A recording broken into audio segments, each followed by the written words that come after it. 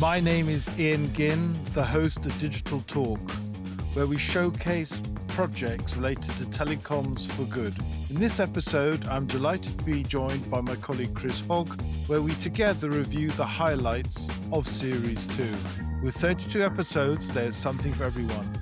Joining me today is Chris Hogg, a telecom industry leader, an MBA who helps clients grow sustainable, future-ready businesses in the digital communication space, with a particular focus on working alongside telecom standards bodies and global industry associations. It's amazing what you can do with a bit of AI. Welcome to the podcast, Chris. Thanks, Ian. Thanks for having me. Great to see you again. So you've been very kind enough to join me on. I wanted to do a wrap up of the Series 2, and having said that, I thought it'd be good to do it with someone who he's listened in. So at least you have one listener for the series, and so that's what I thought we'd do. And so I'll do a little recap, and then we've picked out some topics. And the idea of this podcast is to give people a flavour of what what the series is about, and maybe give them ideas to go and listen back to some of the episodes as well. So when you look at the analysis, we had 32 episodes, including this one, which is quite astounding. I think we started in sort of February, March of last year. No, it was actually April last year was the first one. So we pretty much a 1 a week roughly on average, which is pretty good. And we had 18 projects and 10 interviews, I like to call them, and 4 wrap-ups. The wrap-ups we've been doing more to the end of it. And we need to, of course, thank our partners who are involved, because actually lots of these interviews have been driven by our connection with the GSMA GLOMO Awards, and then Total Telecom, Rob Chambers and his team, Informatech, Chris Lysett, and then also we're pleased and proud to be part of the association with the ITU, which is the International Telecoms Union for those people who don't know. And there's Bilal Jamousi and Fred Werner, who had which was one of the big events we went to last summer, in July, which was the AI for Good Summit as well. So we've been to a number of events around those 3 organizations. So thank you very much for that. Now, we don't give away how many listeners there are. As you say, there is more than one. Exact numbers are yet to be defined. But what we do, and the statistics I particularly follow, is it talks about territories and countries that are listening. So I do more recently on LinkedIn, I've been adding that information as to if a new country joins. So the current number as we're recording is 78. And about 634 cities are listening to it. So I think that's pretty good. And going well. So does that mean that I'm going to be famous in 634 cities here? You might be, and you might be listened to in far-flung places you'd never even heard of, and some places maybe never want to be heard of. But there you go. But so what we do is, of course, the question that some people might have in the back of their heads is, well, how do we come up with the topics? And the reality is self-selecting in a certain way. So we actually, through these events, GSMA GLOMO Awards, they do have AI for Good as a category. So it's a good way of finding the projects that way. But also, we're more than happy for our audience to come to us with ideas and projects as well. So what we've decided to do is break it down into some sort of topic areas. And we'll start off with, I think, connectivity. And I was thinking of sort of what the projects which are most memorable for me, for example, first of all. And the one that springs to mind is Trana Wireless. I think you've listened to that, have you, Chris? Yes. It was very interesting. Yeah. So this is the one that's about non-3GPP fixed wireless access. So it's a kind of proprietary wireless system for fixed wireless access. Is that correct? Yeah. Yeah, it is. It is. And it's an area that I also think is I think digging up the roads is very expensive. And if you can actually, get connectivity at good speeds, good bandwidth by just localizing it, but still the last mile, the last meters, reducing it. So that's the one. Well, it's definitely interesting from the point of view of, both business and from a technology point of view as well. I think their key point is that they offer proprietary wireless, which is based upon beamforming technology, and that this gives it higher spectral efficiency. And I know that it is an issue in the industry, particularly for fixed wireless access. They tend to be used much more data in fixed wireless access compared to normal mobile users. So I guess anything that helps to relieve pressure on the network is something that is useful, but also it does have uh, other aspects as well. I know that Dr. Omar discusses in that episode the possible applicability of this technology also to helping to connect the unconnected and to bridge the digital divide as well. Yes, yes. Exactly why partially they're invited to the podcast, as you say, and it really is trying to make it simpler, more affordable, and create that ubiquitous connectivity, which I think we're all trying to achieve. I think certainly, and this is where I picked up their a bit more about them was in the UK, for example, on the fixed broadband side. Digging up roads is becoming very expensive, and actually people actually are valuing companies now by number of connected subscribers. So there are some operators in the UK who are now adopting it, and I believe fixed wireless like this is being adopted widely in the US. I think obviously because that's also geographically a lot easier maybe to achieve. But just digging up roads, I just don't think is the future. That's my take on it. Yeah, and it causes lots of disruption, doesn't it? Yeah. They're always digging up the roads around here. Have they found the gold yet? I don't know. Yeah, yeah. So I think that's one worth that people should revisit. Yeah, I think that's one that people should revisit and have a listen to. But Mhm. then also staying in the same category of connectivity. Now, this was one from the ITU summit, and it's China Mobile are involved. And I wasn't exactly when I recorded it, I wasn't really sure. I'd heard that they'd won an award, and I thought I better go and listen. Get them in the studio. So we got them in the studio at the event. And then this lovely young lady, Ling Li Deng, presented it. And I knew if you listen to the interview, you'll notice that I'm sort of trying to tease out, well, what is the project? And it was amazing. It was white dolphins. Is that something you're Right. Yeah, aware yeah, of? yeah. Are you aware of white Yeah, yeah. I've listened dolphins? to it. I didn't know there was a particular species called white dolphin. Yeah, but obviously I know what dolphins are. Yeah. And do you want to explain what you think was the particular nuance about that from a technology Yeah, so perspective? this is all about using the network for sensing. So it's being able to sense the movements in and around of, I guess it's like shipping traffic and humans and so on, in order to understand and to conserve the dolphins in this particular geographic area. I mean, I'm not quite clear from it whether or not this is using the actual G network itself or for sensing, or whether or not it's putting sensors on the actual traffic in order to understand, the movements and so on. But I think it's sensing, isn't it? Yeah. I understood it's more like a radar effect, really. They can actually, yes, it is. Well, they call it, as you know, in China, they're more advanced than we are anyway. And so they've called it 5G advanced. And therefore, they're using the sensing elements of 5G. That's what they've said anyway. That's what the claim was, and have to take it on face value. The thing I found interesting about dolphins is that they have the same sort of breeding habits as I need to go up to the Yangtze River. It's only the other thing amazing. It's one river, Yangtze River. It must be a very big river. But fundamentally, that's where they live. They spawn up in the loch, as you Hmm. call it in Scotland, Oh, yeah, yeah, yeah, yeah. Of course, yeah, and yeah. then back to the sea as well. But I think it's a great story, and they've seemed to have been very effective and efficient in doing that. So that's a good one. Yeah, also dolphins, of course, are also using their own sensing capabilities to find their way around in a similar kind of way. So it's kind of interesting using the technology, the same idea, sort of radio waves in this case, in order to sense where objects are. I mean, I'm not sure that this is actually something that is in 5G advanced as standards, but it sounds to me a bit like it's perhaps something that they have done themselves. um, but it's definitely interesting, especially with all of the discussion around G in relation to integrated sensing and communications, which is often touted as one of the potential use cases in 6G as well. So, yeah, very, very interesting to hear that one, and please go and listen to it. Yeah. And she also, just as a last comment, said she's very keen to see this sort of technology, as you said, to be used in a broader sense, not just for in the oceans, but also on land and other animals. But certainly a very good one. So yes, please go and listen to that one indeed.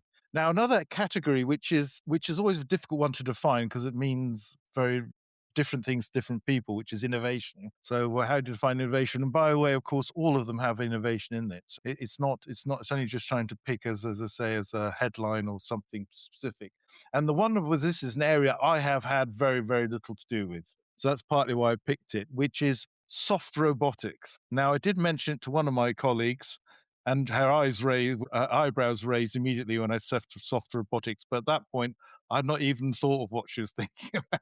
So this is Cecilia Lashi from the University of Singapore. So worth listening to as well. And the form that you're using in soft robotics is octopus. Is it one that you've managed to have a listen into as well? Do you remember that one? I feel like this is almost like Mastermind now, where we're having to quiz you. What do you know about the topic? But it's also interesting because I did actually just hear as well. Recently, there was something similar. I think I can't remember which news outlet it was, but it was definitely something about the fact that you can use kind of like octopus type robotics in order to grab things softly. So maybe you've actually gone mainstream with this, Ian, into the mainstream media. I don't know, but it's definitely an interesting one. And I guess the point with all of this is that you really don't want to disturb the coral reefs. You want to be able to do the research, but without actually disturbing the environment. But of course, there's lots of other applications of this as well, of being able to pick up objects and manipulate them without breaking them. Something that humans take for granted, but which is actually difficult for robotics. So as the AI world moves into the physical environment, and this will be very important. Today's episode is sponsored by IFG Consulting Europe, who help operators to tap into technologies to accelerate digitization of the network, drive revenues, and reduce costs by championing promising software providers in telecoms, enterprise, and mobile markets. Go to ifgconsultingeurope.com to find out more. So on the AI side, which I got out of 2 episodes out of the podcast, was because it deforms, right? It's not hard edged. AI is used a lot for the soft tissue aspect of it, as you say, where it's grabbing or not. So that's where they use a lot of AI. And the other thing which I thought was very intriguing was I assumed robot, right? It's like a drone or something. You'd send it away, it comes back. But no, these are one-way robots, which can be biodegradable. That's what she was particularly working on. To seed the seabeds was one of the use cases she was working on. But yeah, as you say, it's a very very interesting area, worth a listen to as well. And so moving on to the one which sort of surprised me a little bit, or I thought was particularly amazing, really, in this area of innovation, was a company called Namu Robotics, a guy called Stefan Kirch-Georg, who are using drones, actually. I did mention drones a second ago, but these are drones now for environmental monitoring. Is that one you listen to as well? Yeah, it's an interesting one because I think this is the one where he starts off and it's about doing research in the Amazon rainforest. And it's about using drones to be able to conduct this research because it's difficult. Obviously, parts of the Amazon rainforest are difficult to reach, but scientists still want to be able to do research and to be able to understand more about the species in the rainforest and so on. And so this is a drone that can actually reach down under the forest canopy and be able to extract DNA from different plants and so on, so they can conduct their research. But I think it's also got applications, and I think he talks about the fact that it's also being used in pest control and agriculture as well. So it's really about the use of drones, mobile telecoms, and I guess there's going to be some AI angle in there somewhere as well to be able to conduct research, but also to do things like pest control for agriculture. Yeah. So the AI bit was on the mapping side, of course, against sort of DNA databases, that sort of aspect. So they could do that. But the thing was, which was the scary bit, was I think it was less than 20% of the DNA that they got from the Amazon they could actually map at all. So there's a lot of stuff out there, as you say, which is undetected. I guess in a way it's like mass swabbing they were basically doing of the Amazon to try and find out what's happening there. But really cool application. They're using a probe from the drone, sort of a bit like helicopter with a long rope, and just doing that. So yeah, really useful one. And I think there's another, if I remember correctly, there is another podcast which also deals with finding species and rare species of animals. Also, drones worth listening to.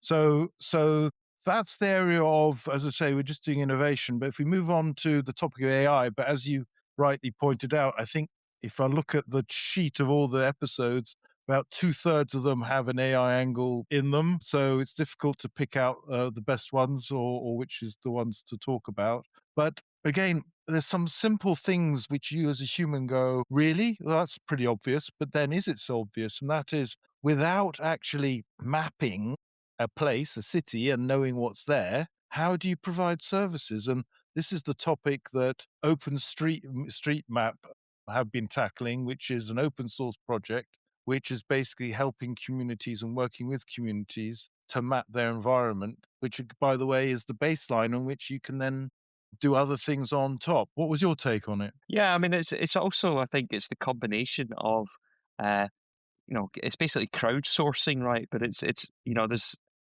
a lot of the discussion around mapping and so on, of course, involves imaging from satellites or drones and so on, and of course the application of AI in relation to all of that in order to understand geographies and so on.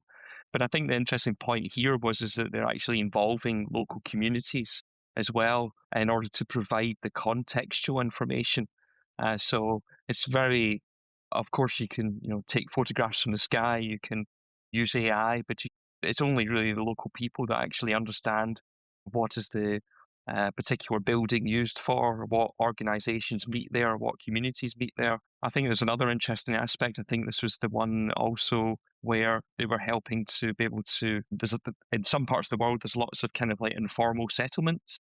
And so the city authorities really don't know particularly much about particular areas that are close by to large cities. And so it is actually important to be able to also be able to map these, to understand, and to be able to get information so they can plan things like sanitation and public services and so on.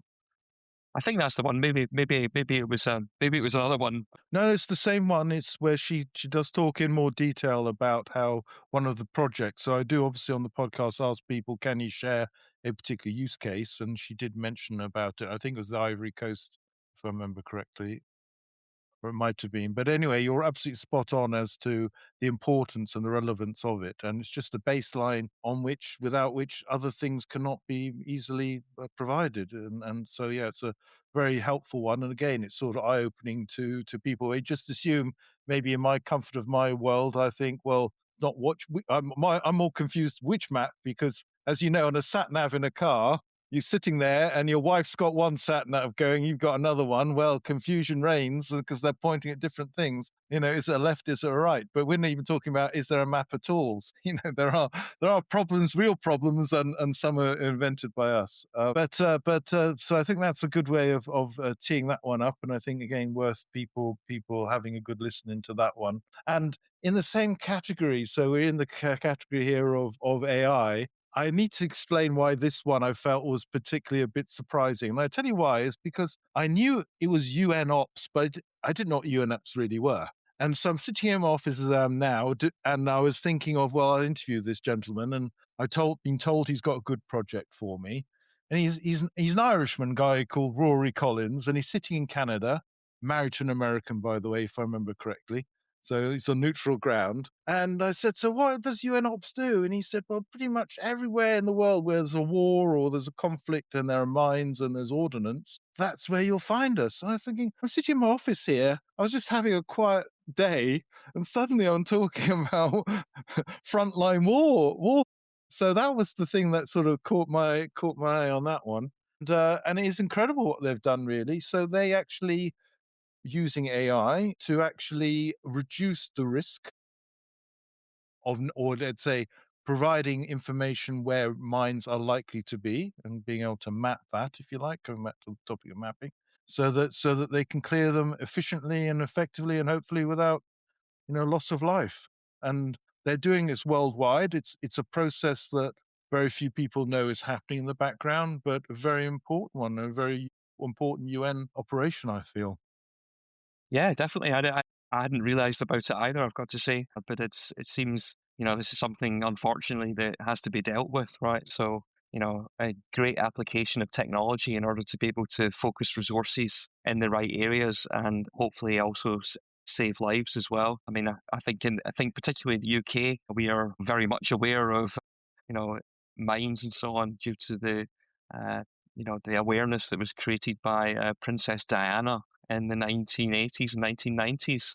And this, unfortunately, this is something that continues to this day, despite the fact that mines themselves are actually banned. But yeah, very good application of it. And it's you often hear about these things that you just don't realize go on in the background, but they are actually important. And it's great to hear there's work in this area. Yeah, it's a great one. And, as I say, I think in all the projects, I sort of felt that was really making a real difference, a tangible difference in the way what lives are done. Moving on to the next topic. And as I say, by the way, to the audience, these topics were sort of just by analyzing the different podcasts coming up with relevant titles. So the title next one was accessibility. Now, that can mean various things to various people. But and in a way, I'm just teeing it up here. The two that we've chosen are two different types of accessibility. One is accessibility in the sense of allowing someone to do something like a disabled person, blind person, and that sort of genre of giving them a capability which they wouldn't otherwise have. But you also have accessibility potentially, and this is maybe a long one, but it's to do with connectivity accessibility, i.e., to information, accessibility to information as well. So the two ones. So if we stick to the first one, and the thing is, this was also a bit mind blowing for me. Is there's some chap. So they're involved with the first marathon runner in the world to run a marathon without support. i.e., blind. Sorry, I should make the point that the marathon runner was blind, was totally blind. And so they had used haptic, and the company actually was called Haptic, a Kevin Yo. And I know that our editor said it's the one that really left him feeling it, if you like, what was the importance of the mission. And yeah, so do you like that one as well? Yeah, it did. I mean, it also sort of resonated with me as well because I think that, I mean, aside from actually running a marathon anyway, that's an amazing achievement. But to run it when you can't see, um, and to rely on sensors and haptic feedback is quite something. And of course, it has applications elsewhere. Something that I have used a number of years ago is on your Apple Watch, you can receive haptic feedback for directions. So this was something I found incredibly useful back when I visited, I think it was Finland in the winter. So you come out of the airport and you're trying to find your way to the hotel, and you don't really want to get your phone out of your pocket because it's freezing cold. But if you teed up the directions on Apple Maps, then it can give you haptic feedback through the streets. So there you go. So you're here to tell the story, so it must have worked. It did work, I mean, Great. it take a bit of getting used to, I think, because I think it was something like, yeah. So how would that work? And is it two dots or I mean, I understand haptic in the sense it says, I presume it's, how did you know left, right, straight ahead? Just out of curiosity. It goes, I can't remember exactly, but it's something like one tap for straight ahead, two taps for left, and three taps for right, or something like that. Now, I mean, I don't know how accurate and how well this would be if I was running. I don't think it would work, right? I think, so I think whatever, yeah, whatever they've done in this case with the haptic feedback to be able to run a marathon is probably in another level here. Yeah. Well, maybe you could try it. I mean, next time you run a marathon, which I don't know, have you actually have you done a marathon at all? I don't know. I know you're a runner. Have you? What's the maximum you've done? What I've have you? done a 10K. I've done a 10K. 10K. Yeah. Well, Fantastic. sort of unofficially, it was my. I probably shouldn't say this, but yes, I was a couple of years ago. I think it was just before Christmas. Wife was down to do a 10K, and she was unwell, and she said, "You go and run it." Oh, so I did go and run it. I went and run it, and then but I probably really shouldn't admit this, right? But Whose CV is it on? It's on her CV or yours? That's the question. And how do you look in a skirt is the other question. Or what were you wearing? I can't remember. well, But being I Scottish, should wearing a have put skirt's not a problem. I I understand. I should have put my kilt on, Well, I think that would be pretty obvious. Who's that madman walking around, running around in the cold here? That would have been it. Fortunately, she has a name which is it's also a man's name as well. It can be a man's name or a lady's name. So I didn't feel so bad when the official photographers and the officials were shouting out her name at me 'cause as I was going round the course. Well, that's good. That's good. No, as I say, you got your money's worth out of that, and it did you some good. It sounds like as well. Coming back to our podcast as well, and I think we've covered that one really nicely about the running. The other one, as I was talking about, was actually, I guess, accessibility from a connectivity perspective. The aspect here is that one of the big challenges we have in the world is that smartphones or phones can be quite prohibitive. So you need to provide a lowest common denominator technology which is supported by any type of phone, which again comes back to this availability, accessibility aspect of this. And I found this was quite interesting. It was they were at the event AI for Good Summit in a side event, and it's actually using Bluetooth from satellites to actually provide people with broadcast emergency information, which I thought was really interesting, and I believe it's being considered as part of the 6G. I wouldn't be able to confirm that. I don't know. I don't know that anything's been defined really in 6G at the moment, but I think it's all being discussed. So we're as accurate as anyone else at this point in time. But I do believe it. I do think that Blue has been put on at least on the documents as a potential, as you say. But the thing is, because it's being Bluetooth, but I thought, Bluetooth, I was always thinking of short distance between my desk and somewhere else. But supposedly it can be used in the frequency, and the technology can be used obviously from up above as well. So I thought that was pretty cool, and I wish them all success with that one. Yeah, very interesting. I mean, I certainly hadn't realised that as well, that it could be used over a longer range. I mean, I guess you're talking like, 200 or 300 kilometers to get to a low Earth orbit satellite. I think the interesting one here was also about the fact that they're, trying to combine this with, you know, imaging from satellites in order to, for example, see where wildfires are or natural disasters, and then to be able to send out wide area alerts as well. So, I mean, definitely you can see the AI for good aspect here as well. But it's an interesting solution, and we'll see what happens. Yeah, I think them getting themselves on the payloads or getting themselves up into orbit is their next challenge. So technologically it's feasible, but it's a question of obviously getting on the satellites to provide that. But yeah, let's wish them luck on that. So moving on to the next topic, ESG society governance, which is quite a broad one, but some of these projects do have wide-reaching, let's say, effects on the people that they affect. So the first one, which, as I say, was memorable, which was something I came across at the Orange Open Tech Day. So that was, I think, in November. So I was really pleased to be invited to that. And it's actually Orange Energies, I think they're called. And it's Natsi Misomo is his name, that's right. Natsi Misomo, and he is heading up a whole project where one of the challenges in Africa, and this is the point he likes to make, is he says, look, energy itself in Africa is not a problem. The problem is that it is fossil fuel driven, number one, and people having to spend actually it's quite expensive. Fossil fuel is also relatively expensive.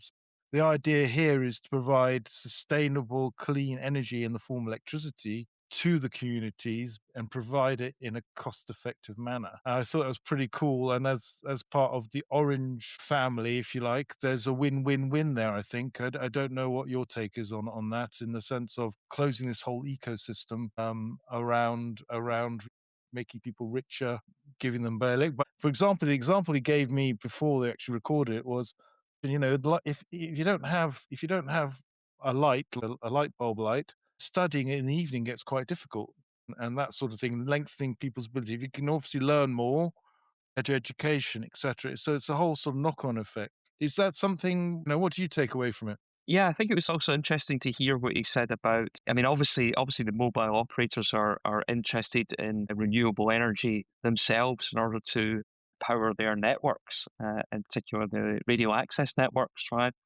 Um, but I think he makes the point that it's obviously very expensive for most people to be able to invest in and buy solar panels. But is there a way that they can develop a business model that enables solar energy for the masses, uh, uh, in these communities? So, I mean, he also talks about the fact that a lot of electricity I think, is it the electricity within Africa? A lot of it is um, effectively not paid for, right? So it's they're just taking the electricity directly off the wires rather than actually getting it properly from the companies, right? So obviously telecoms can play an aspect here by being able to monitor how much energy is being consumed. I guess this also relates to things like metering and so on, and to be able to measure how much is being used so that you can then offer solar energy in a way that is affordable to the communities as well. Yeah, you're right. I mean, he does make that point. Of course, people only invest in energy in the country if there's a closed ecosystem of payment as well, and that's also a habit, and getting used to that. I think, yeah, as I say, interesting, fascinating one. I think worth listening to. And moving on to another one, which is, I guess, surprised in the sense of, you don't always think Europe's going to be a leader in mobile communications, and this is the one of CityMesh, who's the fourth operator in Belgium, who are B2B focused as well. And it happens to be that they have now built a national network of drones for emergency services, to give them as a first responder approach, I guess, to fly the drones really quickly and get them up in the air to be able to survey the incident and be able to give the crews the relevant information. I mean, I really like this one, and it's also leans towards the mobile private network world as well, that the industry's been going on about for a long time, saying where are the use cases. But there's the concept here behind this, I think, has a global sort of global appeal, is my view. Yeah, I do think so. I think that uh, the big question, you're really trying to say it's like a managed drone service, isn't it? So that you know industries, in particular emergency services in this case, are able to use drones in order to better manage uh, their operations, right? But you can imagine this could be extended to other industries as well. So yeah, a very interesting one. I mean, I love drones as well. I love playing with them. A few years ago, I was also lucky enough to visit a site. I think it was the trip in Finland I was talking about, whereby I visited. I think it was a sort of. It's difficult to describe. It's kind of like a playground for the emergency services of that country, right, where they basically test their systems and test their operations, and they have things there like an aircraft that was crashed, and they have things like a staged motorway car crash kind of environment. And of course, they can set fire to all these things, and they train on being able to cut and to rescue people from all these different situations. But a key aspect of that was also drones, right? And I remember they were demonstrating these drones at that event as well. So I think something that helps the emergency services to be able to better respond to incidents. This is what the City Mesh are talking about. Is something that can be very useful. And I think, a telecoms company doing that on behalf of others as a sort of managed service, it's a very interesting opportunity, right? So, Yeah. yeah, I'd like to good see one. that in other countries as well. let's wish good luck. I believe that it still needs, they are actually wanting to roll it out across the EU. At least that would be an ambition that they at least could offer that to other countries. But again, there's no reason why other countries wouldn't take it as well. So great one as well. So realize that there's maybe a duplication here in some of the titling, but let's move on to the one which I think we shouldn't ignore because it also has an effect on the whole idea of AI and large language models and languages as such.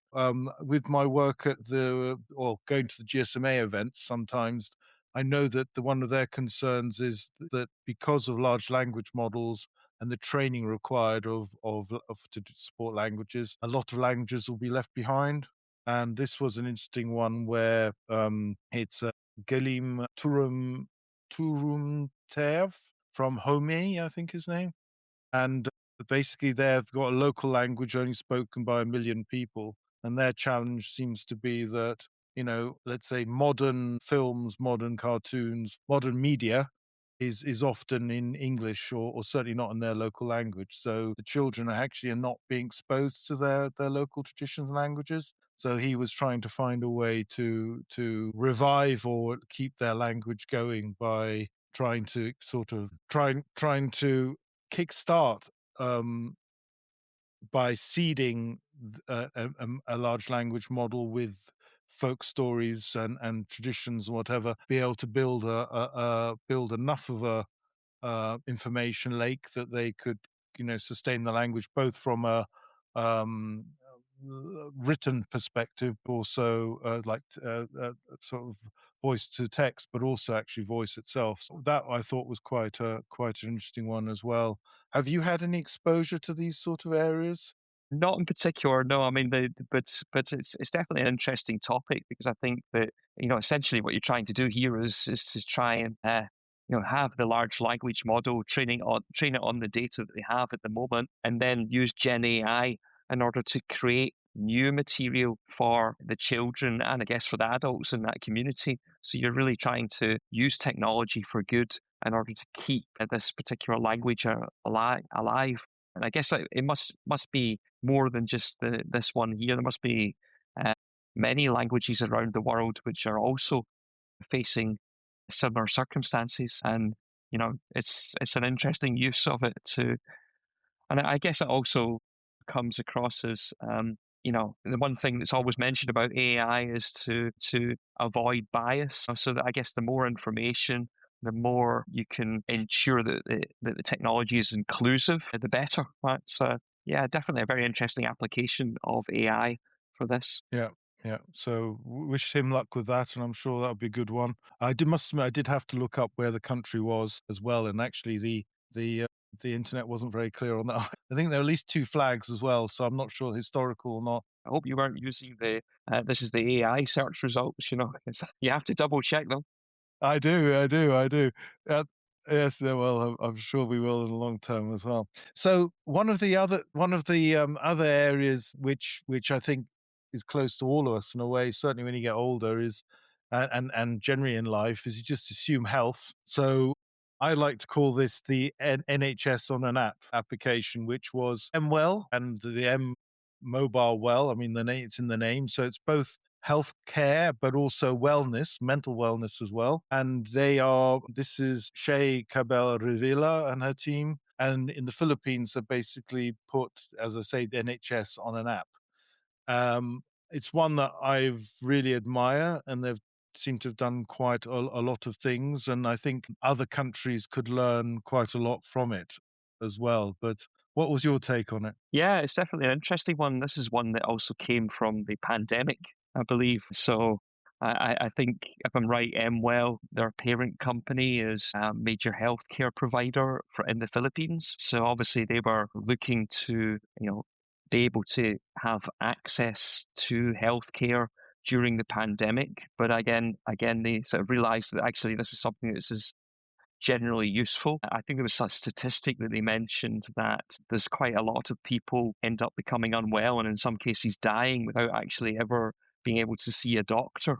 6 out of 10 Filipinos die without ever seeing a doctor in the Philippines. So that's very scary, and I think that if there's a way to be able to reduce that number, to give access to healthcare, then that's very good. So I think it was about, as you say, it's not just about well-being, but it's also about teleconsultations as well. It's really about making the healthcare system digital. I also think there was something in that episode about sort of a clinic in a backpack as well. So it was about people being able to, the healthcare professionals being able to reach areas where and provide healthcare in remote and rural areas that they would unable to be providing healthcare in. So I think it's a very good one. Yes. And the thing is, lots of people don't realize, but I leave people to listen to the podcast of how many islands Philippines is made up of. It is more than you think. So that's worth remembering. And the other thing is, I think they also use drones, but again, let people find that out for themselves. So I think, we've sort of covered, I mean, this is not all of them, as you most likely heard. We've maybe talked about 12 so far. Is there any other one that sort of caught your eye that's worth, talking about at all at this stage? As I say, there are obviously the event reviews as well, and there are other great podcasts out there, but just wondered, that was like a selection that I thought would just fit in those boxes that I sort of created. Anything else caught your eye? I mean, yeah, there are one or two. I mean, just on the healthcare subject as well. There's the one about dementia. So I think this is where I can't remember. I think the lady's name. I'm just trying to remember. Is Janet Wiles is her name? Janet. Yeah, yeah, yeah, yeah. Janet. So she has been working with. Is this the lady from the University of Queensland? I think That's the one. Yeah, yeah, yeah. So she's been working with people, with dementia sufferers and their families in order to be able to develop technology to help people with dementia. So, again, it's about having particular social media circles and by having specific applications that help them and being able to have technology which is applicable to them rather than just having general tools or the technologies that the rest of us rely on. And I thought it was very interesting to actually, from all aspects of accessibility, so the technology is actually being designed around the people that it is intended to serve, and it's helping in an area which is obviously an issue, and it's an ongoing issue for many people around the world. Yeah. No, I definitely agree. I have it in my personal life as well that we have an issue in that area. But yeah, anyway. Same with me. I think it's a very common thing, unfortunately. I think technology that helps us is very good. But the other one I would like to mention, of course, is another one I'd like to mention, of course, is as you say, I particularly enjoyed your debriefs of the events that you visited. Perhaps one to mention in particular was the panel session with after the FYUZ event, so where I think you discussed with a number of industry experts about the impact of disaggregation and where's the industry at with technologies like Open RAN and so on. It was great to hear from that panel and just to get a sort of fresh perspective as well. So yeah, very useful. Yeah.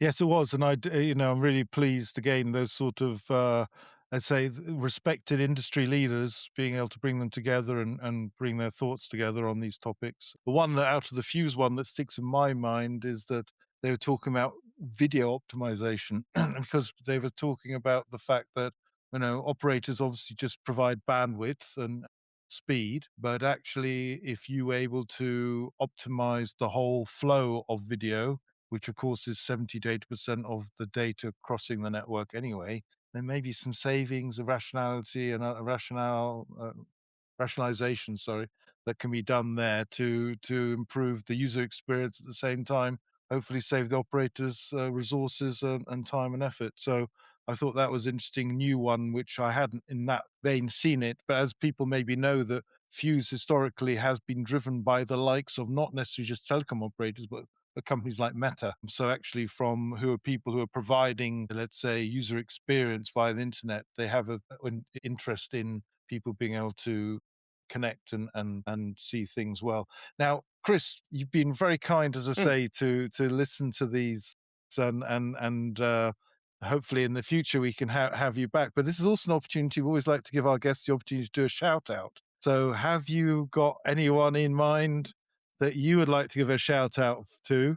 Well, yeah. I think, I mean, nobody in particular, but I would just like to, put a shout out to the industry in general, and all of the industry organisations that convene the industry, bring the industry together, help do things like set standards, and all of the companies around the world, and the engineering staff that actually put effort into making standards happen, because of course the backbone of the telecoms industry is the standardization. Without it, you don't have multiple vendors, you don't have the ability to interoperate between networks. So there's a lot of people out there doing a lot of very good work that you often don't hear about or don't know about, and I just like to give a shout out to them and to all of the organisations as well. But I would also, just finally, I would also like to give a shout out to you, Ian, for creating this platform, and for championing good causes and all the good stories that we can tell around telecom. I think it's very easy in the telecoms industry to just sort of think, well, everything's the same as before, and everything just goes on as before. But I think actually there are a lot of great and exciting applications out there, and there's a lot of people doing a lot of work, and it's brilliant to hear of them.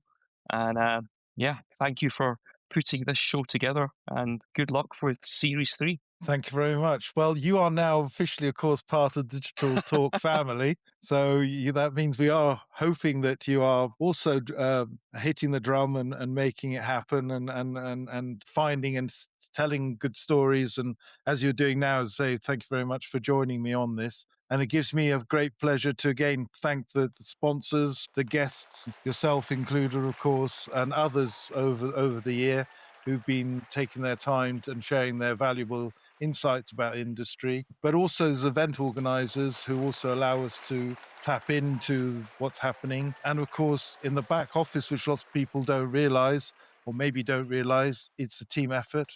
It's not just myself. I have a great team. So I'd like to thank them as well for all their great efforts, without which this production could not happen. So we'll all look forward to the new series. And at any point, if you feel you've got great stories to tell, reach out to us and we'll see how we can make the world better. Thanks, Chris, for joining. Thank you, Ian. If you've enjoyed today's episode, don't forget to rate us and subscribe, and feel free to follow us on LinkedIn. And if you have comments or ideas for future episodes, please send us an email. Thanks for being part of the Digitel Talk community and for listening. Stay tuned.